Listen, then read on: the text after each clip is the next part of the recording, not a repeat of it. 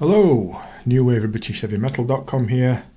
Today, following on from the recent couple of videos over the last few days or so about upcoming new wave of British heavy metal related re-releases from Sonic Age Records, Cult Metal Classics, obscure NWOBHM releases. There's another one. Oh yes, received an email from Escape Music that they are re-releasing Saracen's Red Sky album, which is scheduled to be released in about a month's time on the 20th of June 2025. It's the 22nd of May 2025 as I'm recording this, so about a month to wait for it. And this comes just a few weeks after Escape re-released Saracen's Vox in Excelso album as well. So it's more and more good stuff. Saracen, of course, arose back in the original new wave of British heavy metal days, didn't they? Around about 1980. But with the heavier side of things, that in their style, they also built in all sorts of keys and synths and pomp prog elements to it as well. But the main feature was always Rob Bendelow's searing guitar work and Steve Bettany's soaring vocals. That glorious debut album of theirs, Heroes, Saints and Fools, came out in 1981, didn't it? And to this day it remains, certainly for me, probably for you, if you like your Saracen, a timeless classic of the NWOBHM era. What followed for Saracen was plenty of lineup changes before the follow-up Change of Heart came out a few years later. Then Saracen just disappeared for 20 years or so, then returned out of nowhere with this album Red Sky in 2003.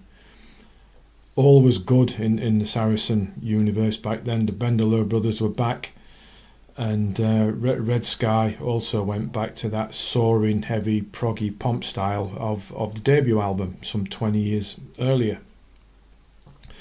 Red Sky featured some songs that were on those first two albums in re-recorded form and some new ones, but it was all excellent stuff. Bendelow's guitar work just so sublime, cutting riffs, searing solos. Brother Richard's bass is busy and effective, along with Jamie Little's strong, punchy, powerful drumming. Richard Lowe's keyboard works so good, as he provides all the atmospheric keyboard swirls and swells and those glorious synth breaks as well. And Bettany's vocals are just always so on point and powerful. What a combination. We've got the lot, haven't we? But over the years, Saracen haven't been too prolific regarding recorded output. In fact, the last album was Redemption back in 2014. But everything they've done is just top draw, top quality stuff, bar one or two dips on Change of Heart. Saracen are, to my mind, one of the most talented bands that arose from or being connected with the new wave of British heavy metal. And I say well done to Escape Music for this re-release. And you can see there's revised artwork as well.